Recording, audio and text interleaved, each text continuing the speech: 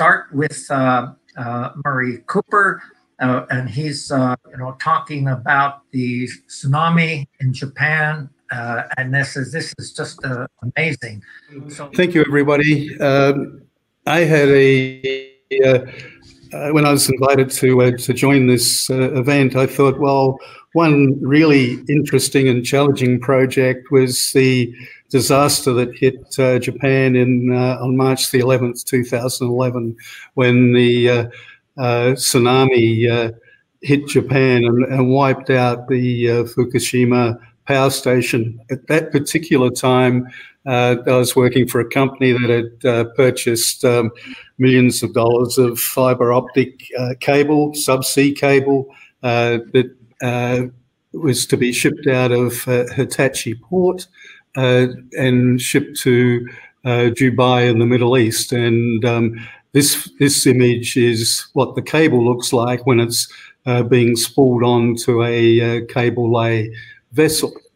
The particular shipment that I'm talking about today was split into two shipments. We had cable on the first shipment that went perfectly well, coming off of carousels, going on to an MPV, being spooled on into baskets on the vessel that look like this. And this is actually looking in the hold of the vessel, and you can see this basket here is nearly fully loaded, and they're starting to load the second basket here. And that took about 72 kilometres of power cable or fibre optic cable, and all in various lengths. So that shipment worked perfectly well, and then the disaster hit, and the extent of the devastation was incomprehensible. The Hitachi port was wiped out, and this is an image of Hitachi port where prior to the tsunami, these vehicles are all lined up in regimental rows, if you like, ready for export to the USA. And when the wave hit, it just washed these cars around the dock like you couldn't imagine. And to the right of this, there was a finger wharf where the supplier of the subsea cable was manufacturing the cable. So the port, it was not far off the epicenter of the tsunami. So radiation from the Fukushima nuclear power station permeated the air. All personnel in the vicinity were evacuated.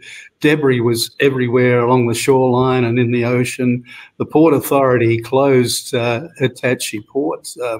The shipping line, we had the charter with declared force majeure, and the charter party vessel owner refused to present the vessel as planned in the port. And but anyway, the port was closed, so they couldn't present anyway. So cable production had stopped. They had to be restarted, and the lead time, if we were looking for alternative power cable and sourcing it, was at least 12 months or more.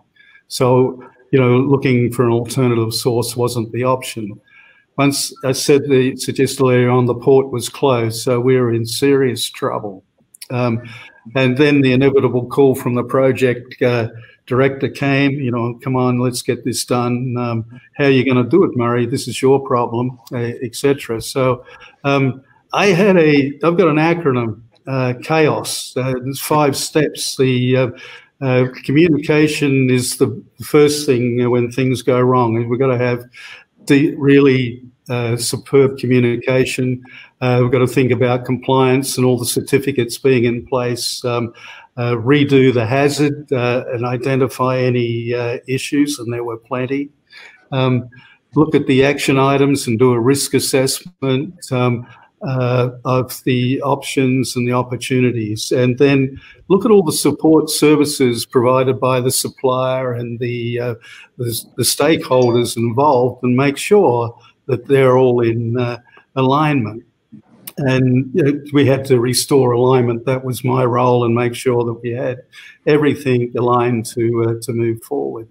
So what did we do? We had to work closely obviously with the cable supply to mitigate the risk of delays, explore alternative loading options, talk to the Port Authority about the feasibility of a tug and barge entering the port. And once we got the all clear for that, source a local a barge and tug company, negotiate a revised charter party agreement with the mother vessel, source additional cable transportation storage tanks because we couldn't load into the vessel, and it was fortuitous because that was our plan B or contingency plan, and re-engineer and revise the loadout and the method statement. And the tanks were octagonal, and we could load lengths into these tanks and seal them off to then load them onto the barge. And when the barge was loaded, it looked something like this.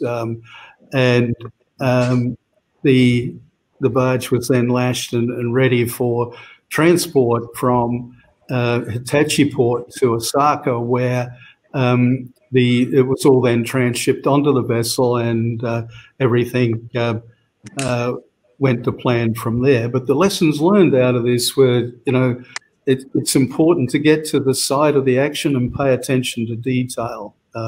We were there in the planning phase and spent 10 days working through the loadout plan with the Japanese supplier and all the stakeholders involved: stevedores, port authorities, ships agents, marine warranty surveyor, etc., etc. And it was good that we were able to, when the panic button was pressed, I guess, we knew all these people and we were able to contact them instantly. And, the supply chain disruptions can be fatal if no contingency plan is in place. And we had a contingency plan to implement. And it still took time and it took a lot of effort to get it in place. But the lessons learned from the past are helping us combat the supply chain disruptions we're experiencing today. So that's, I think I may have gone a little over the 5 minutes, but that's the completion of my portion of the presentation. So thank you, John.